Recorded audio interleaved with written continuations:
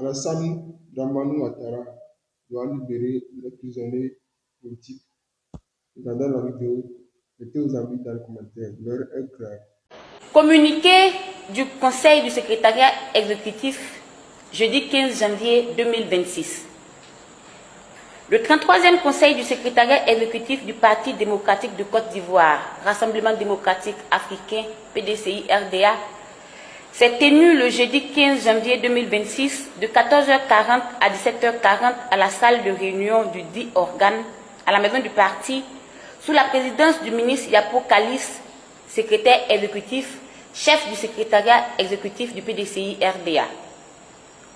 Avant d'aborder son ordre du jour, le Conseil a été informé de la libération des honorables Kwasi Bredoumi Soumaïla Traoré et Yao Nguessan Justin Innocent, précédemment incarcérés au pôle pénitentiaire d'Abidjan.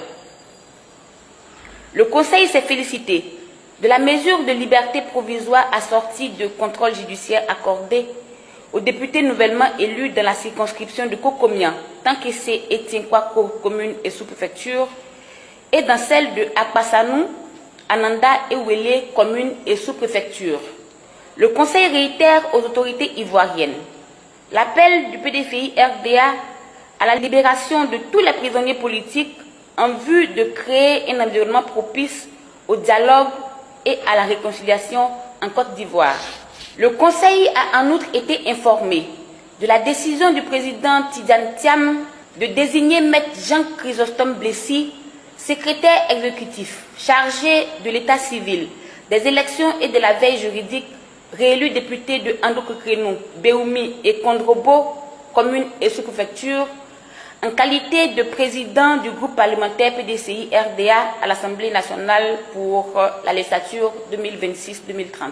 Le Conseil a unanimement salué la nomination de Maître Blessy Jean Chrysostome, tout en lui adressant ses chaleureuses félicitations et en lui formulant ses vœux de plein succès dans l'exercice de ses nouvelles responsabilités. Examinant son ordre du jour, le Conseil s'est prononcé sur l'action gouvernementale et l'actualité nationale.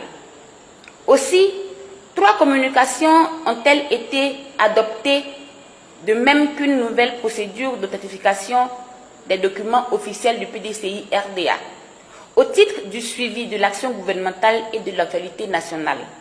Le Conseil du secrétariat exécutif du PDCI-RDA a examiné avec une vive préoccupation le problème des faux concours des agents d'encadrement des douanes et celui de la mévente du cacao ivoirien. Concernant le premier problème, le Conseil du secrétariat exécutif du PDCI-RDA exprime sa vive préoccupation face aux graves allégations de fraude dans l'organisation des concours d'accès aux emplois d'encadrement des douanes ivoiriennes. Le Conseil dénonce toute pratique portant atteinte au mérite, à la transparence, à l'égalité des chances et exige l'ouverture immédiate d'enquêtes indépendantes, la publication des résultats détaillés et la sanction exemplaire de tous les responsables impliqués, le cas échéant. Relativement au problème de la mévente du cacao ivoirien, le Conseil du secrétariat exécutif du PDCI-RDA s'alarme de cette situation qui fragilise gravement les producteurs et menace un pilier stratégique de notre économie. Le secrétariat exécutif du PDCI-RDA rappelle aux populations ivoiriennes que le nouveau prix du cacao fixé à 2800 francs le kilogramme a été l'argument principal de campagne des tenants du pouvoir. Il est incompréhensible qu'aussitôt les élections terminées, des problèmes graves surviennent dans cette filière. Le secrétariat exécutif du PDCI-RDA interpelle le gouvernement sur la nécessité d'une gestion plus rigoureuse et plus transparente de la filière cacao afin de garantir des revenus décents aux producteurs et de préserver la crédibilité internationale de la Côte d'Ivoire. Le PDCI-RDA affirme que la prospérité nationale commence par la justice économique envers ceux qui travaillent la terre. Le PDCI-RDA interpelle vivement le gouvernement ivoirien à apporter au peuple ivoirien les explications appropriées sur ces deux situations et demeure vigilant et mobilisé pour la défense de l'état de droit, de la justice sociale et des intérêts économiques fondamentaux du peuple ivoirien. Au titre des communications, la première communication présentée par le secrétaire exécutif en chef porte sur les cas d'indiscipline constatés lors des élections législatives du 27 décembre 2025. Le Conseil a proposé au président du parti des mesures idoines concernant les militants impliqués. La deuxième communication, présentée par le secrétaire exécutif chargé de la formation et de l'Institut politique du parti, porte sur un projet de création d'un caucus de jeunes cadres du PDCI-RDA. Ce projet vise à structurer un vivier de compétences au service du parti en consolidant leur culture politique et idéologique. La troisième communication, présentée par le secrétaire exécutif en chef, a porté sur la restructuration du PDCI-RDA. Le secrétariat exécutif a adopté les thèmes de référence relatifs à la contribution des structures du parti. Compte tenu de l'engouement suscité par cette réforme au sein de la base militante, le délai de transmission des propositions des militants a été prorogé au 31 janvier 2026. Les organes, commissions ou groupes de travail ayant déjà engagé dans le passé des travaux de réflexion similaires sont invités à verser leur contribution au secrétariat exécutif en vue de l'intégration des propositions pertinentes y contenues au processus global. Enfin, le Conseil a adopté un nouveau régime d'authentification des documents officiels du PDCI-RDA applicable à compter du 1er février 2026. Cette réforme vise à mettre fin à la prolifération des documents informels, non autorisés ou falsifiés qui fragilisent la crédibilité, la cohérence et l'autorité des actes du parti dans l'espace public. À cet effet, le régime d'authentification repose sur 4 conditions cumulatives obligatoires. 1. Logo officiel haute définition. 2. Référence plus date plus objet. 3. Signature, nom, fonction et cachet du signataire. 4. QR code d'authentification. L'absence d'un seul de ces éléments entraîne la nullité du document, qui est réputé non officiel et non opposable au parti. Le prochain conseil du secrétariat exécutif est fixé au jeudi 22 janvier 2026. Fait à Abidjan le 15 janvier, le secrétaire exécutif, chef du secrétariat exécutif, le ministre Yapo Kalis.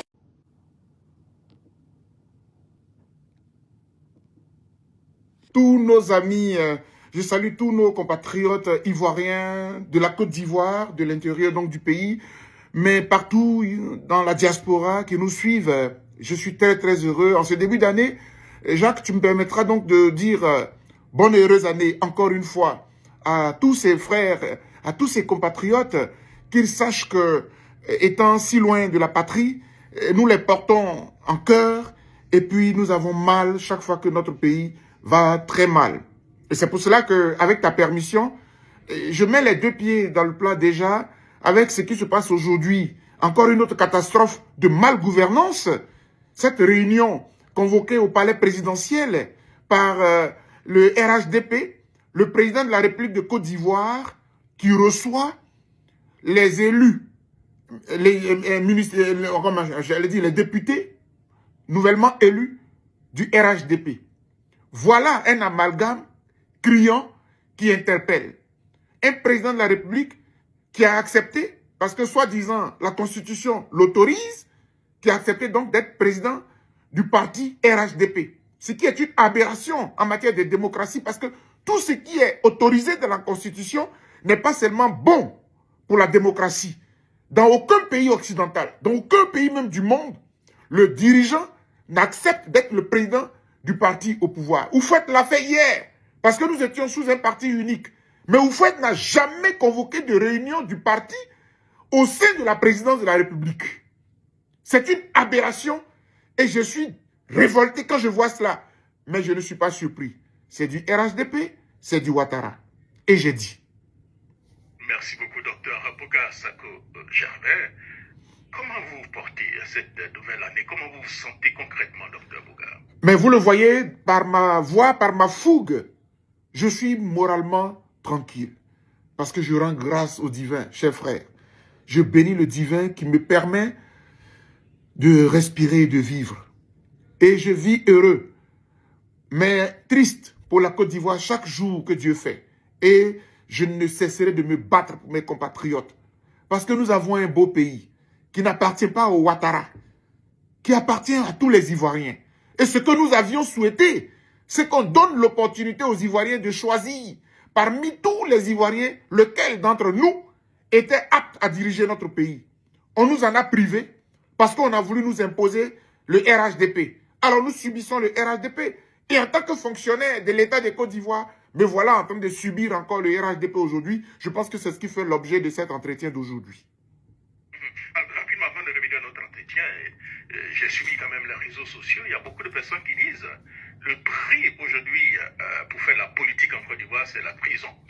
Que le docteur Boga Sako aurait dû rester en Côte d'Ivoire, subir ce qu'il devait subir et puis aider le pays comme ça se voit avec Innocent Yao, Braidoumi et autres. Que répondez-vous à cela? Non, mais c'est triste. Vous voyez, on est en train de fabriquer des nouveaux critères. La démocratie, dans la démocratie, il n'est écrit nulle part qu'il faille faire la prison. C'est l'Afrique. C'est l'Afrique qui rend dramatique la politique. Si bien que même dans nos sociétés africaines, Jacques Roger, quand tu dis à ton parent, je veux faire la politique, surtout, encore même s'il est chrétien, il va te, ou bien qu'il est croyant, il va dire, s'il te plaît, je te veux vivant. Ne rentre pas là-bas. Et j'ai fait une communication au niveau universitaire, dans mes recherches universitaires, j'ai écrit un article dans lequel je demande qu'on humanise la politique. La politique n'est pas diabolique. Dire que pour être un politicien est bon, il faut faire tes armes en prison. Mais si vous savez ce que la prison peut rapporter à quelqu'un, on peut vous tuer en prison. Les Laurent Gbagbo là, regardez aujourd'hui, avec son âge qu'il a, Laurent Gbagbo est pratiquement diminué. Parce que la prison, les prisons qu'il a faites, l'ont pratiquement diminué, l'ont pratiquement rabaissé. Donc vous voyez que c'est pas tout le monde qui survit à la prison. On peut vous empoisonner en prison aussi facilement. Parce que votre repas, vous ne le contrôlez pas. On vous l'apporte. Et entre-temps, s'il y a la fiole qui a envahi la République, mais on va vous fioler très rapidement. Donc on ne peut pas conseiller cela. Et on ne peut pas dire à nos étudiants, on ne peut pas dire à notre jeunesse qu'il faut aller en prison si vous voulez faire la politique. Ce n'est pas vrai. Et je le refuse. Et si vous voyez que quelque part, Dieu m'a permis de sortir de leurs griffes, de leur échapper, et ce qui leur fait mal jusqu'à aujourd'hui, mais c'est parce que la prison ne réussit pas forcément à tout le monde. Je vous citerai des jeunes frères. Jean-Yves Dibopieux, que nous avons perdu, ancien leader de la FESI, qui a créé son parti politique. Comment il est parti aujourd'hui? Mais c'est la prison qui l'a emporté. Il y en a un qui est encore vivant. C'est Samba David. Qu'il me permette de le citer, ce jeune frère-là. Mais il a les séquelles de la prison sur lui. La prison n'est pas une bonne chose. La prison doit faire partie de la vie si vous avez commis un impair et que vous passez en justice de façon régulière, vous devez pouvoir accepter la case prison. Mais la prison politique, je dis non. La prison réservée aux hommes politiques, ce n'est qu'un régime qui est doué là-dedans. C'est le régime Ouattara. À l'époque, sous le parti unique, on a connu ce qu'on appelait les faux complots. Souviens-toi, cher ami Jacques Roger, la prison d'Assabou, où il faut envoyer de temps en temps ses opposants. Mais avec le RHDP, la prison est systématiquement traduite en règles de fonctionnement. Et encore, ce n'est pas ce qui m'écoeure, c'est que si vous dites que la prison est une règle, mais que la règle soit générale, mais que la règle ne soit pas réservée aux causes opposants, quand les hommes du pouvoir font quelque chose, il n'y a rien. Dès que vous n'êtes pas avec eux, c'est la prison. Je refuse cela. En conclusion, sur cette grande question qui a été posée, parce que nos étudiants nous écoutent, parce que la jeunesse nous écoute, je veux leur dire que ce n'est pas vrai. La prison n'est pas une règle dans la politique. On peut faire la politique sainement. On peut faire la politique proprement. La politique, c'est une élégance.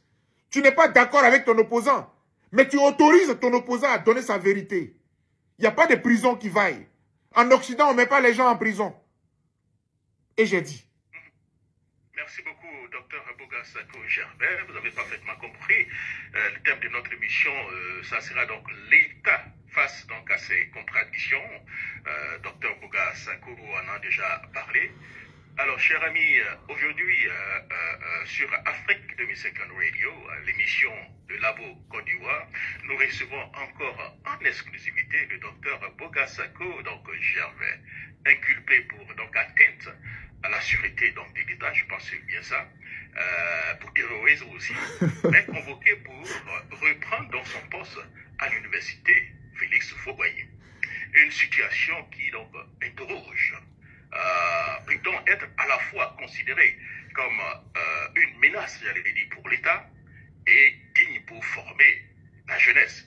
Voilà donc la grande question. C'est donc autour donc, de cette contradiction que s'articule, si vous voulez, notre échange aujourd'hui avec le docteur Boga-Sako Gervais. Alors le premier thème que nous allons d'abord, nous allons parler surtout de la justice et aussi donc des contradictions donc, de l'État. D'où ma première question pour le docteur Boga-Sako Gervais. Docteur, comment expliquez-vous qu'un État peut vous poursuivre pour atteindre donc, à la sûreté de l'État tout en vous demandant donc de reprendre votre service à l'université? Merci beaucoup, chers amis et frères, pour la pertinence de l'exposé, de l'orientation de débat. Je vois que c'est un intello qui fait cette émission. Parce que le thème est tout à fait clair et c'est bien posé. Contradiction de la République. Contradiction de l'État. Mais j'allais dire contradiction d'un régime qui dit et se dédie à la vérité dans les faits. Mais voilà, aujourd'hui, pour chasser, et en même temps, on m'intime l'ordre de venir. Mais comment on peut poursuivre quelqu'un pour terrorisme, qui est l'un des chefs d'accusation les plus ahurissants dans le monde entier aujourd'hui, quand on vous traite de terroriste, mais vous êtes un danger pour la société en général. À cause de quoi? Mais parce que, en fait, l'État de Côte d'Ivoire joue avec les mots, joue sur les mots, atteinte à la sûreté de l'État. Quand vous n'êtes pas d'accord avec eux, parce que ce sont des braqueurs d'élection, des braqueurs du pouvoir, ce sont des gens qui font des coups d'État constitutionnels. Quand vous les dénoncez, évidemment, vous n'êtes pas d'accord avec eux. Donc pour eux, vous devenez la bête noire de la République, la bête noire de leur pouvoir.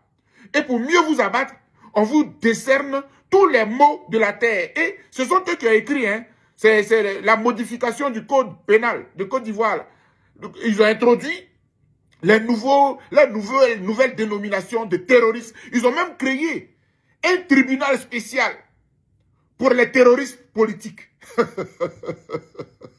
Mais ce régime-là nous fait pitié, quoi. C'est-à-dire que tous les opposants, tous les intellectuels qui les critiquent, qui n'est pas d'accord avec eux, il y a une prison spéciale. Il y a une prison spéciale. Donc, c'est la section qui est pratiquement aux deux plateaux. Voilà, une section du tribunal qui est aux deux plateaux, qu'ils ont baptisé tribunal des terroristes politiques. Et puis, ils n'ont pas honte. Et le monde entier, heureusement, commence à le découvrir. Donc, ça fait jaser. Alors, chers frères, vous comprenez, l'une des premières aberrations, l'inculpation dont nous parlons date de fin juillet 2021. Je rappelle à nos téléspectateurs, à nos confrères, à nos compatriotes, que je suis rentré d'exil le 9 juillet 2021. Je suis allé en exil le 10 juin 2011, après que l'on a arrêté le président Laurent Gbagbo. Me sentant menacé par les rebelles qui me cherchaient, ils ont saccagé mes bureaux, ils ont détruit les bureaux de la FIDOP. Me sentant en danger, par la grâce de Dieu, je suis sorti pour aller en exil en Italie. Quand les Italiens, la commission de l'asile, des demandes d'asile, a vu mon dossier, même pas une semaine, on m'a accordé le statut de réfugié politique. Quand je rentre, avant que je ne rentre, puisque je rentre en 2021, déjà en 2020, nous sommes confrontés à un troisième mandat. M. Ouattara veut faire un troisième mandat. Ce que nous n'acceptions pas, ce que nous n'avons pas accepté, ce que nous n'accepterons jamais. Alors je l'ai dénoncé sur les réseaux, dans tous les médias internationaux où j'étais invité, Afrique Média, un peu partout. Et comme, entre-temps, au plan national, le président Henri Konan Bédié, paix à son âme, que Dieu accueille ce serviteur digne de mon pays, il s'était braqué contre le troisième mandat. Lui et le président Afi N'Guessan, je veux aussi le saluer. Ils étaient admis à compétir. Je rappelle que leur dossier avait été accepté. Ils étaient candidats à l'élection présidentielle de 2020. Mais ces deux personnalités-là ont sacrifié leur candidature pour refuser la forfaiture de M. Ouattara pour un troisième mandat. Et c'est là que, vous vous rappelez, le président Bédié a mis une structure informelle parce que le CNT, le Conseil national de transition, n'existait pas légalement. Il a créé cette structure-là pour fusionner tous ceux qui n'étaient pas d'accord. Je le dis pour que nos compatriotes soient encore une fois éclairés.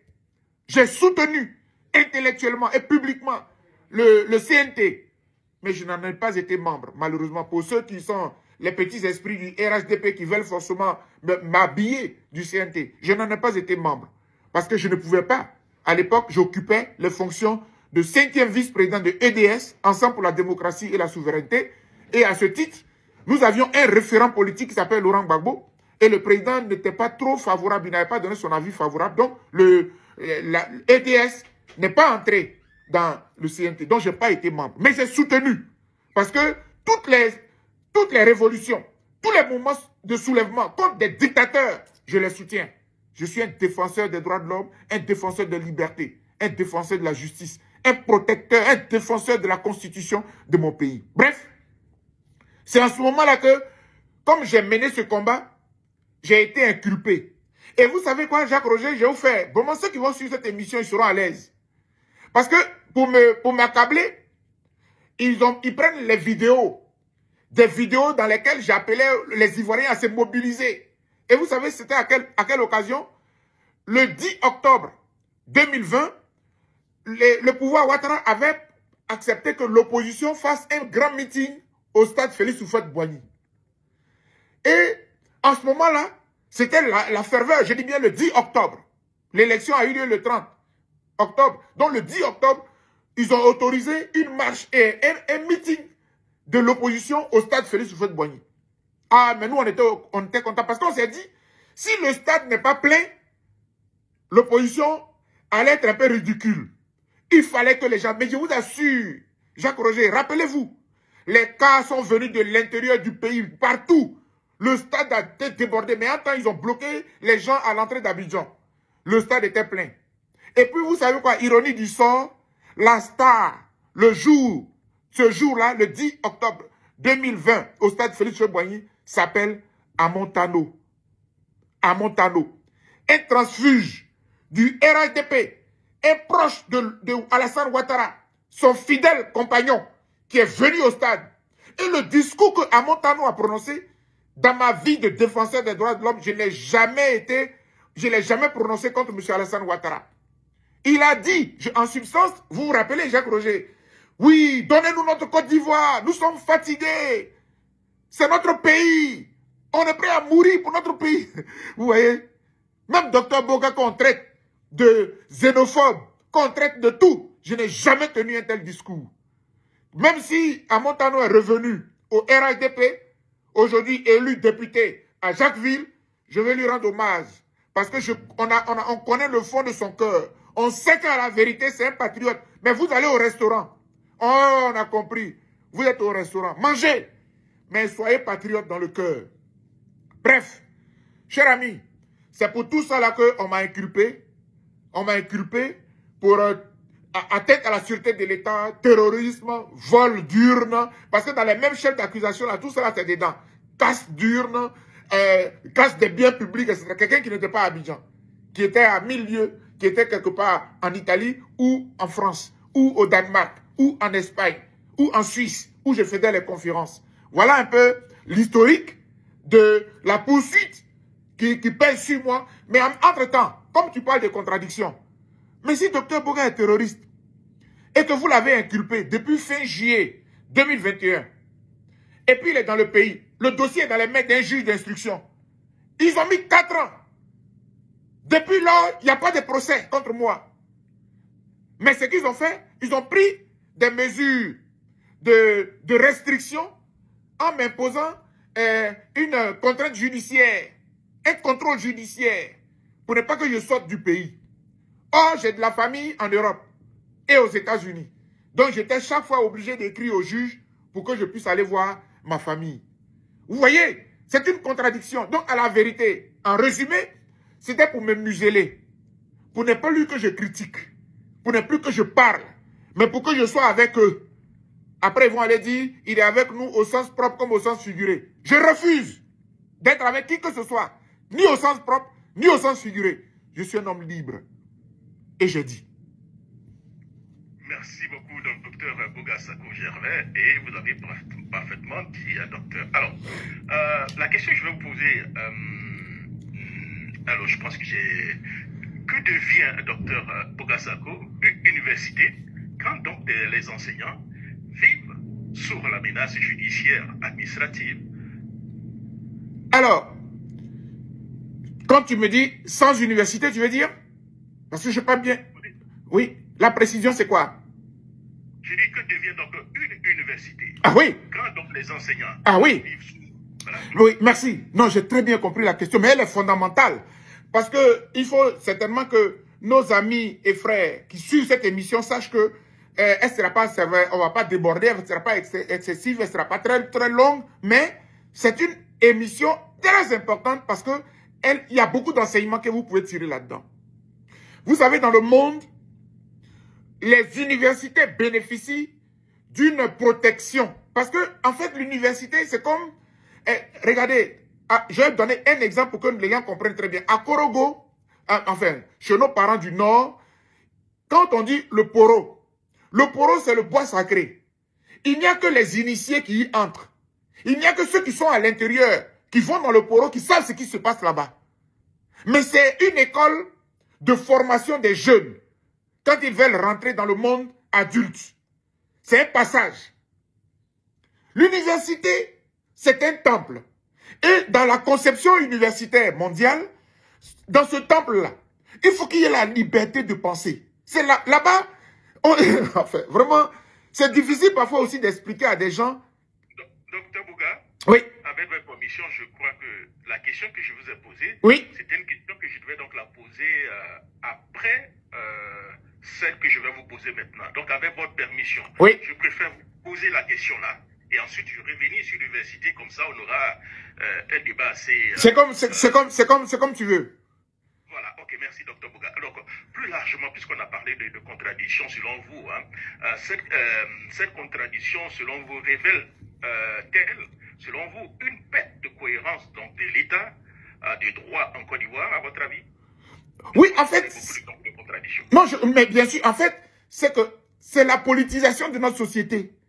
C'est-à-dire que le politique prend le pas sur le judiciaire, il prend le pas sur le législatif, mais il prend le pas sur la société. Il prend le pas sur l'académique. Il prend le pas sur l'académique. C'est-à-dire que tout est politique dans le pays. Tu ne peux plus... Regarde par exemple aujourd'hui, le président de la République reçoit son parti, dont il a accepté d'être le président, au sein de la République. Res publica, la chose publique. Nous tous, notre chose, on n'est pas RHDP. Mais dans notre chose publique là, il va recevoir sa famille politique. Voici les contradictions. Et donc, pour que sa famille politique règne, tous ceux qui sont dans la contradiction, tous ceux qui sont dans l'opposition, qu'ils soient des politiques ou bien des intellectuels, ils sont obligés, ils sont pourchassés. Et donc, les contradictions là, elles sont là. Notre société n'est plus un état de droit. Regardez le jeune homme qu'on a arrêté. Jean-François, c'est quoi sinon? Jean-François. On reviendra tout à l'heure, oui. Ouais, on en parlait, mais regardez. Il s'est exprimé. Le politique dit, c'est moi qui gouverne.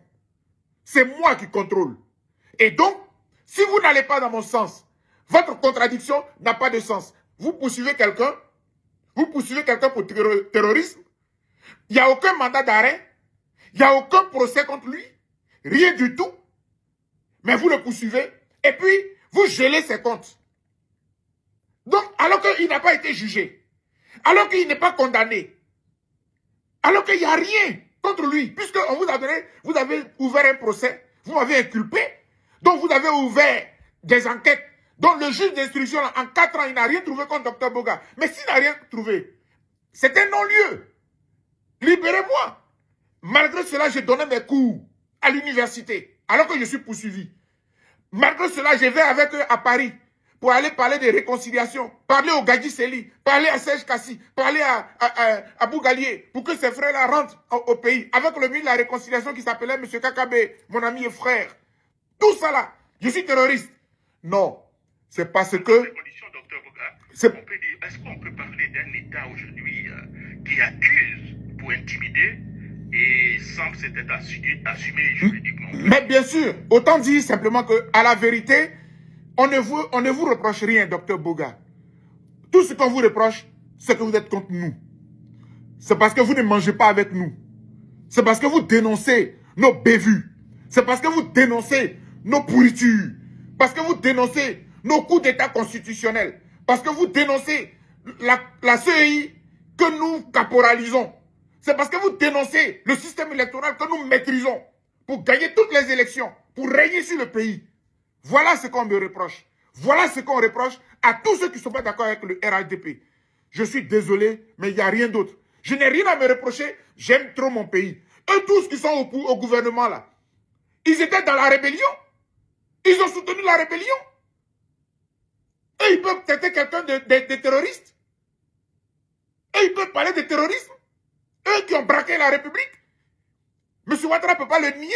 Il a payé 8400 soldats. Il leur a donné à chacun 12 millions de notre argent. Ça, c'est la preuve que tu es avec les rebelles. Parce que tu as été le parrain des rebelles. Et les rebelles, parce que le contrat que vous aviez signé, c'est que quand vous seriez au pouvoir, regardez aujourd'hui comment notre administration est phagocytée. Dès que M. Ouattara arrive au pouvoir, cher ami, je suis vraiment révolté de ce que est devenu notre pays. Dans toute l'administration, les rebelles ont occupé les postes.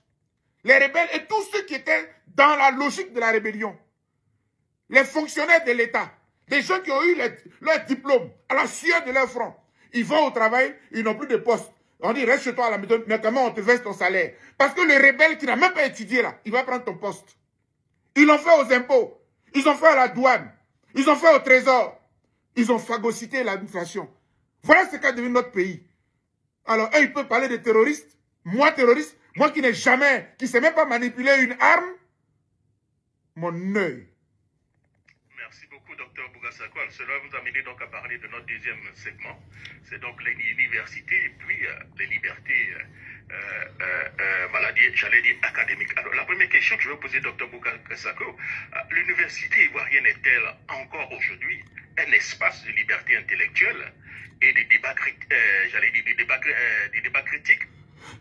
Merci. Donc, je reviens sur l'analyse que je faisais. C'est que dans le monde, on veut protéger la pensée, la liberté de penser. L'université, là, c'est le temple du savoir. Et dans le savoir, il y a des contradictions. Parce qu'à l'université, le RHDP à l'université, le PPACI à l'université, l'intellectuel, c'est le monde libre. Là-bas, là, à l'université, là, il n'y a pas de machette.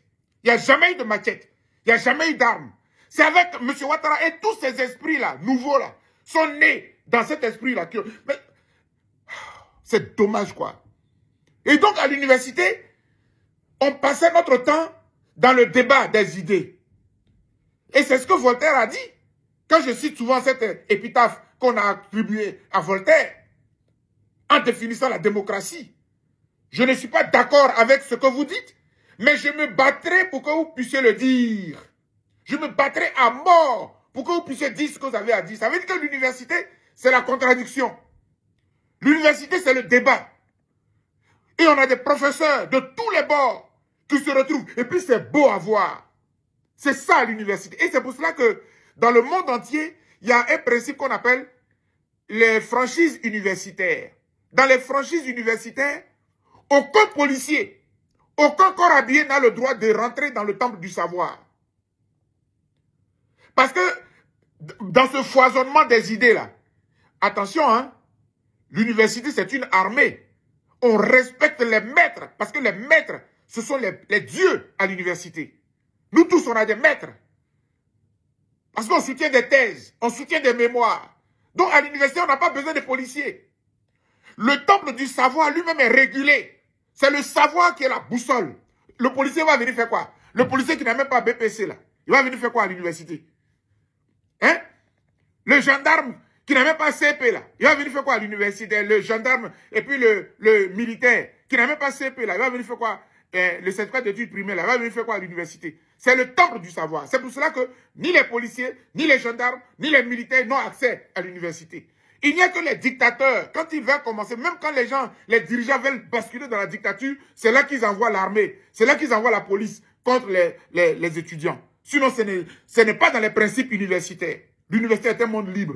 Or, et dans cette liberté-là, on était arrivé à un stade où les présidents